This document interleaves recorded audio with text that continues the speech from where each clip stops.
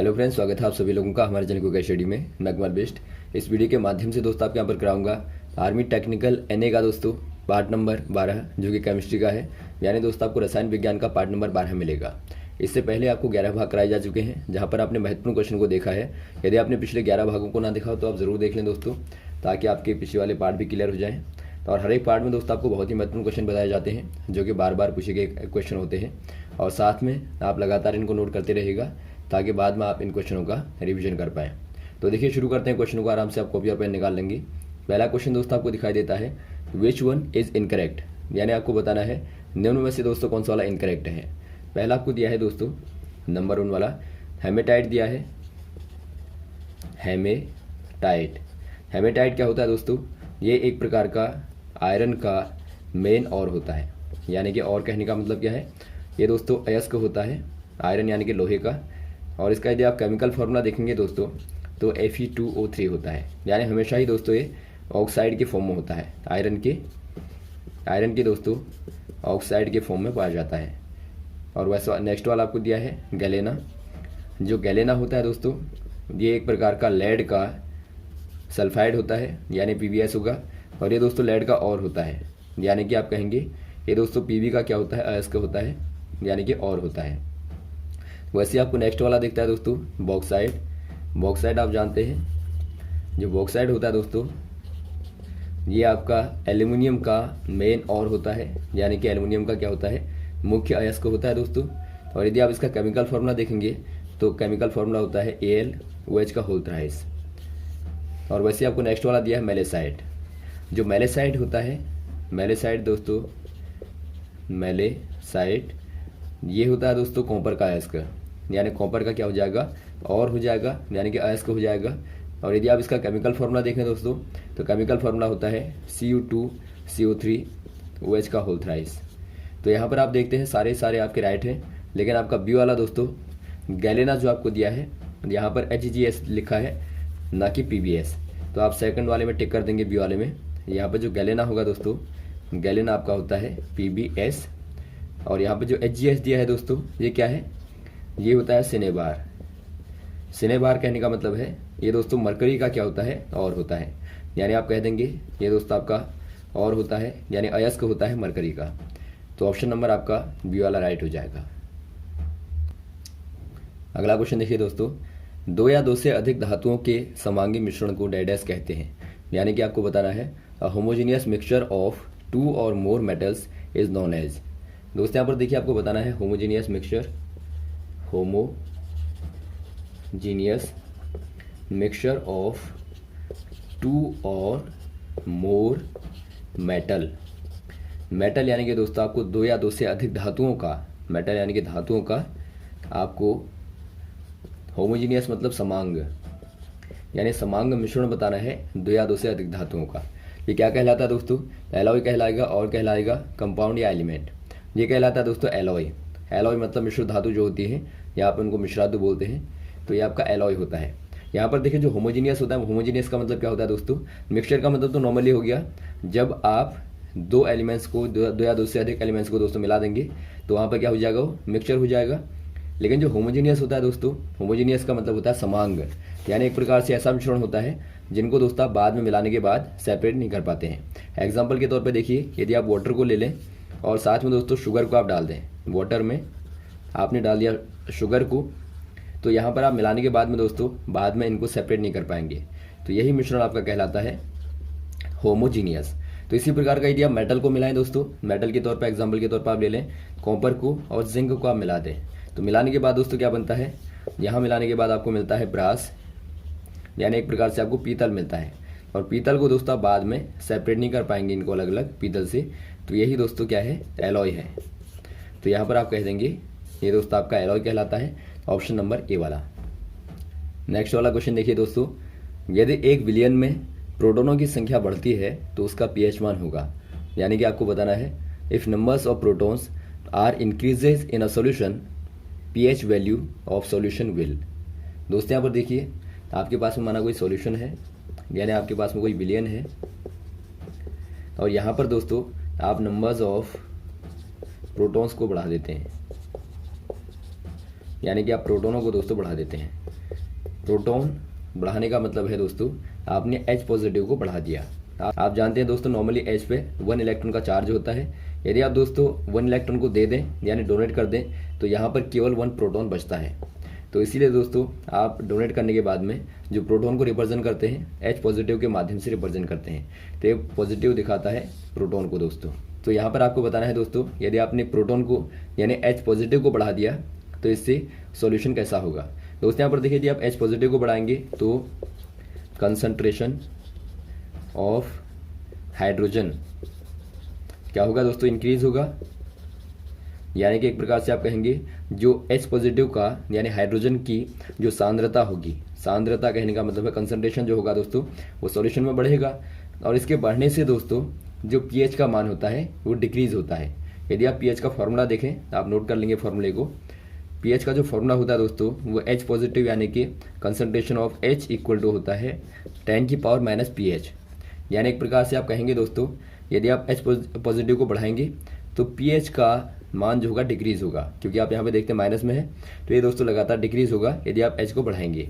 तो आप कह देंगे दोस्तों यदि आप बढ़ाएंगे वहाँ पे प्रोटॉन को तो वहाँ पे जो pH का मान होगा दोस्तों डिक्रीज होगा यानी कम होगा। यानी दोस्तों वहाँ पे अम्लीयता बढ़ेगी एक प्रकार से। एग्जाम्पल के तौर पर आप ले लें यदि आप वाटर में दोस्तों HCl को मिला दें, यदि आप HCl को मिलाएंगे तो क्या होगा, यहाँ जो H पॉजिटिव होगा दोस्तों बढ़ेगा और बढ़ने से क्या होगा pH का मान डिक्रीज होगा। और pH का मान डिक्रीज होने से क्या होगा, यहाँ पर दोस्तों एसिडिक नेचर जो होगा, एसिडिक नेचर क्या हो जाएगा दोस्तों, इंक्रीज हो जाएगा। क्योंकि आप जानते हैं 7 के नीचे क्या होता है, एसिडिक नेचर होता है। अगला क्वेश्चन देखिए दोस्तों, ट्रेंड कुत्तों के द्वारा लोगों के रास्ते को पहचानने का आधार क्या होता है। यानी कि आपको बताना है the tracking of people is recognized by trained dogs is based on.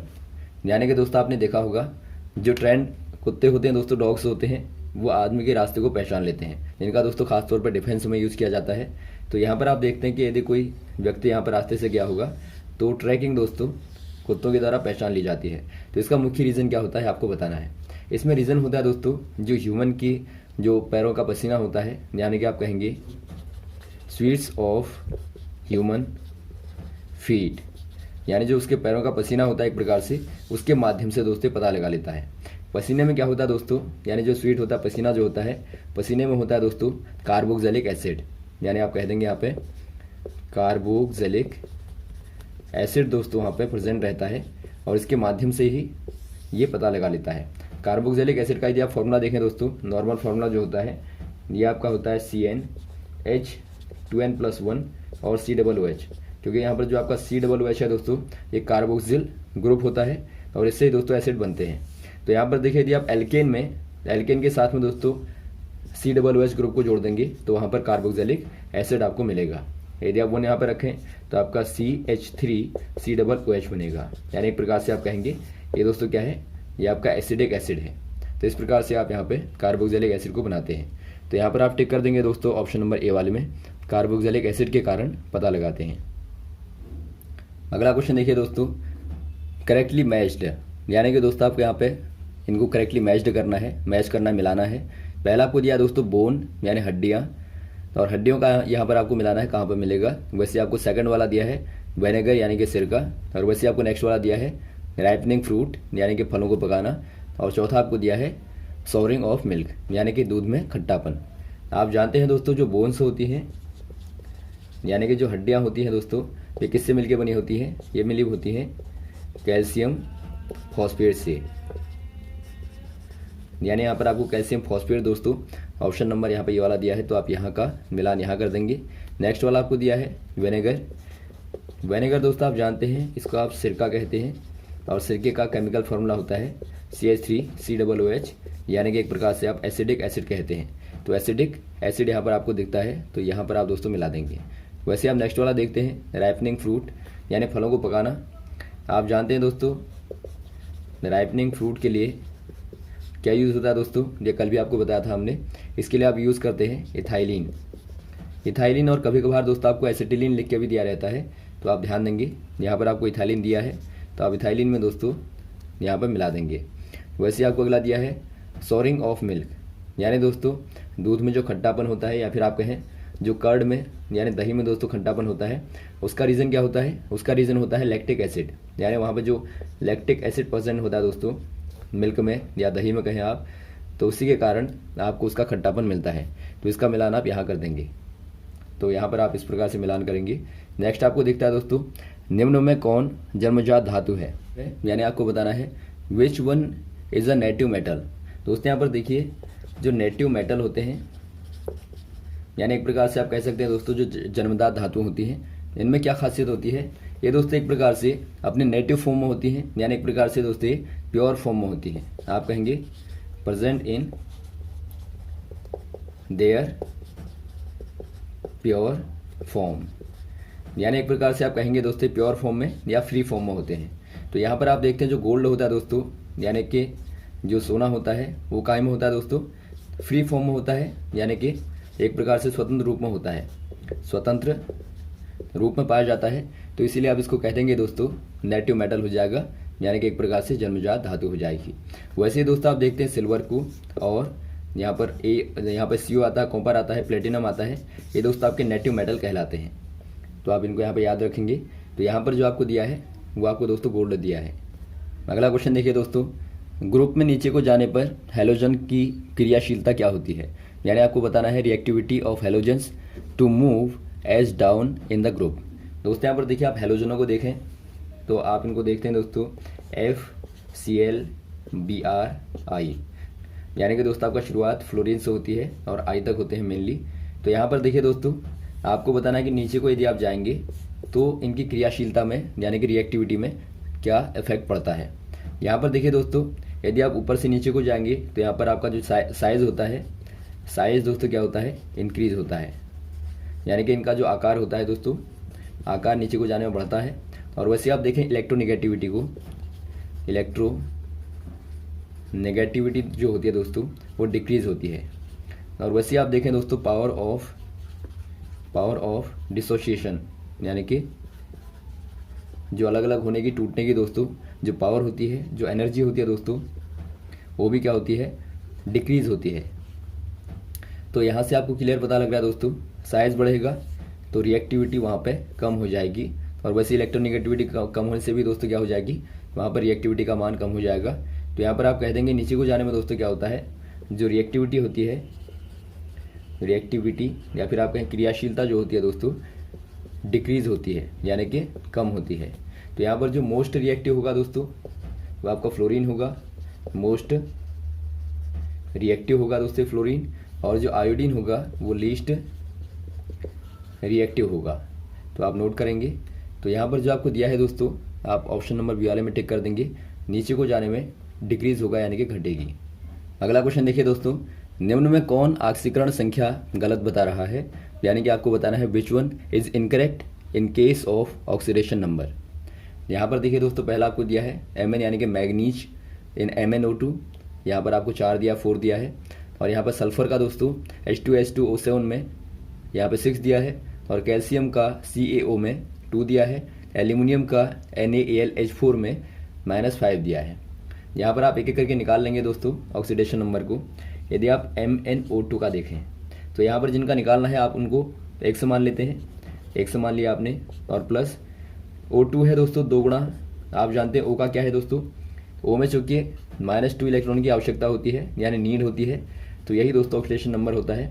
तो ऑक्सीडेशन नंबर O का क्या होता है? -2 होता है, बराबर आप 0 कर देते हैं, यानी कि जो आपका कंपाउंड होता है दोस्तों न्यूट्रल फॉर्म में होता है, तो आप 0 करते हैं यहाँ पे। तो x बराबर क्या हो जाएगा दोस्तों, यहाँ पर गुणा करने पर -4 आएगा, यहाँ पर पहले आप देख लें, -4 बराबर 0, तो x बराबर 4 आ जाएगा। यानी पहले वाले में आपको 4 दिया है तो ये आपका करेक्ट है। सेकंड वाला आप देखेंगे तो H2H2O7 में आपको निकालना सल्फर का, तो आप इसको मान लेंगे x। तो यहाँ पर देखिए 2H का मतलब है दोस्तों 2 गुणा, H का आपको मालूम है 1 आपका अनपेयर्ड होता है तो 1, और प्लस H2 आपको निकालना है तो आप 2x से कर देंगे, और प्लस O7 यानी कि 7 × -2 बराबर 0। तो यहाँ से आप निकालेंगे दोस्तों 2 धन 2x और ऋण 7 दूनी 14 यानी कि 14 = 0। तो यहाँ से आप हल करें तो यहाँ पर आपको मिलेगा, ऊपर आप यहाँ हल कर देंगे, यहाँ पर आपको मिलेगा दोस्तों 2x और -12 = 0, और 2x बराबर क्या हो जाएगा दोस्तों 12 हो जाएगा, x बराबर 12/2 यानी कि 6 हो जाएगा। और यहाँ पर आपको देखिए दिया है 6, तो ये भी आपका राइट है बी वाला। नेक्स्ट वाला आप निकालेंगे दोस्तों कैल्शियम की, यदि आप CaO से निकालें तो यहाँ पर आप इसको x मान लेंगे और प्लस ये आपका -2 हो गया इक्वल टू 0, तो x बराबर प्लस का 2 हो जाएगा। और यहाँ पर आप देखते हैं 2 आपको दिया है, तो ये भी आपका राइट है। वैसे आप नेक्स्ट वाला d को निकालेंगे तो आपका d वाला ही दोस्तों आंसर होगा। यदि आप निकालें NaAlH4, यहाँ पर आपको थोड़ा सा ध्यान देना है दोस्तों, जो H है यहाँ पे ये आपका हाइड्राइड के फॉर्म में है, हाइड्राइड के फॉर्म में है, सोडियम एल्यूमिनियम हाइड्राइड। तो हाइड्राइड के फॉर्म में जब हाइड्रोजन होगा आप नोट कर लेंगे, तो वहाँ पे दोस्तों H का जो ऑक्सीडेशन नंबर होता है वो होता है दोस्तों -1। तो ये आप ध्यान देंगे, यहाँ पे प्लस का 1 न रख के आपको -1 रखना पड़ेगा। तो यहाँ पे देखिए सोडियम का होता है दोस्तों +1, तो +1 हो गया। और प्लस एल्यूमिनियम का आपको निकालना है यहाँ पे, तो x मान लेंगे, प्लस H4 दिया है तो 4 × -1 बराबर 0। तो यहाँ पर क्या हो जाएगा x और -4 और +1 आप यहाँ पर जोड़ देंगे इक्वल टू 0। तो x -3 बराबर 0, तो और x बराबर दोस्तों क्या हो जाएगा +3, यानी कि x बराबर यहाँ पर 3 होगा दोस्तों, ना कि -5। तो यहाँ पर आप टिक कर देंगे, ऑप्शन नंबर डी वाला आपका गलत है। अगला क्वेश्चन देखिए दोस्तों, निम्न में से कौन से तत्व मूल रूप से पृथ्वी पर जीवन के लिए उत्तरदायी हैं? यानी कि आपको बताना है which elements are primarily responsible for origin of life in the earth. यहाँ पर देखिए दोस्तों आपको बताना है कि मेनली जो ओरिजिन ऑफ लाइफ है, यानी कि लाइफ के दोस्तों एक प्रकार से एसेंशियल जो एलिमेंट है दोस्तों, नीडेड एसेंशियल एलिमेंट जो है प्राइमरीली, वो दोस्तों कौन है यहाँ पर आपको बताना है। यदि आप बात करें दोस्तों लाइफ की, तो लाइफ को बिल्ड करने के दोस्तों जो एसेंशियल कंपाउंड होते हैं या फिर आपके सबस्टेंसेस होते हैं दोस्तों, वो एक प्रकार से यदि आप बात करें बिल्डिंग ब्लॉक्स ऑफ लाइफ, तो ये क्या होते हैं दोस्तों, मेनली यहाँ पर होते हैं एमिनो एसिड, एमिनो एसिड्स होते हैं, और शुगर होते हैं, शुगर्स होते हैं, न्यूक्लिक एसिड होते हैं, न्यूक्लिक एसिड्स होते हैं, और लिपिड्स भी आपके होते हैं, और लिपिड्स होते हैं। तो इस प्रकार से दोस्तों ये मेन आपके होते हैं।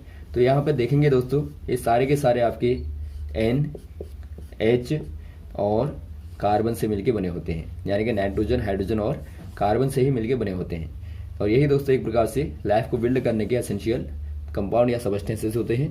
तो यहाँ पर आप कह देंगे दोस्तों जो ओरिजिन एलिमेंट होते हैं, प्राइमरी एलिमेंट होते हैं, वो हो जाएंगे यहाँ पे कार्बन, नाइट्रोजन और हाइड्रोजन। तो ऑप्शन नंबर आप सी वाले में टिक कर देंगे। अगला क्वेश्चन देखिए दोस्तों, न्यूक्लियर यानी कि नाभिकीय रिएक्टरों में नियंत्रण छड़ का प्रयोग होता है, यानी कि आपको बताना है control rods are used in nuclear reactors as. दोस्तों यहाँ पर देखिए जो न्यूक्लियर रिएक्टर होते हैं, न्यूक्लियर रिएक्टर्स होते हैं दोस्तों, आपको मालूम है इनका यूज़ कहाँ पर होता है, न्यूक्लियर प्लांट्स में, या फिर आप कहें दोस्तों जो एनर्जी प्लांट होते हैं, जो प्लांट्स होते हैं वहाँ पे इनका यूज़ होता है। इनके द्वारा ही दोस्तों बहुत सारी ऊर्जा को एक प्रकार से निकाला जाता है। आप जानते हैं कि न्यूक्लियर फिशन के द्वारा, यानी कि नाभिकीय विखंडन के द्वारा दोस्तों बहुत ज़्यादा ऊर्जा प्राप्त की जा सकती है न्यूक्लियर रिएक्टरों के द्वारा। यहाँ पर आप देखते हैं खासतौर पर फ्यूल के तौर पर दोस्तों यूरेनियम 235 का यूज़ होता है, और ये आपका चेन रिएक्शन देता है। लगातार आप देखते हैं ये चेन रिएक्शन देता है दोस्तों, कब देता है, जब आप यहाँ पे इस पर न्यूट्रॉन की दोस्तों क्या करते हैं, बम्बार्टमेंट करते हैं। तो यहाँ पर क्या होता है दोस्तों, लगातार न्यूट्रॉन इनको ब्रेक करते रहते हैं, और यहाँ से दोस्तों नए नए प्रकार के एलिमेंट और साथ में बहुत सारी ऊर्जा निकलती रहती है। तो यहाँ पर दोस्तों लगातार न्यूट्रॉन के कोलॉइड से ही, यानी कि न्यूट्रॉनों की टक्कर से ही दोस्तों क्या मिलती है, आपको लगातार फिशन मिलता है, और फिशन मिलने से दोस्तों आपको लगातार ऊर्जा मिलती है। तो यहाँ पर जो रॉडों का इस्तेमाल होता है, कंट्रोल रॉड का दोस्तों, वो यहाँ पर रिएक्शन को कंट्रोल करने के लिए ही यूज़ होता है। यानी एक प्रकार से आप कहेंगे जो रॉडें होती हैं, जो कंट्रोल रॉड होती हैं दोस्तों, कंट्रोल जो रॉड होती हैं एक प्रकार से वर्क करती हैं, वर्क एज न्यूट्रॉन पॉइजन, यानी कि एक प्रकार से न्यूट्रॉन को एब्जॉर्ब करने के लिए या उनको रोकने के लिए दोस्तों, या धीमा करने के लिए यूज़ में आती हैं। तो यहाँ पर आप कर देंगे दोस्तों ऑप्शन नंबर ए वाले में टिक। यहाँ पर आपको दिया मॉडरेटर, तो आप कह देंगे इनका यूज़ दोस्तों एज अ मॉडरेटर किया जाता है, ऑप्शन नंबर ए वाला। और आपको मालूम होना चाहिए दोस्तों न्यूक्लियर रिएक्टरों में जो मॉडरेटर के रूप में यूज़ होता है वो खास तौर पर ग्रेफाइट का, सॉलिड ग्रेफाइट का यूज़ होता है, और हैवी वाटर का होता है, हैवी वाटर यानी कि भारी जल जो आपका होता है D2O, और दोस्तों नॉर्मल वाटर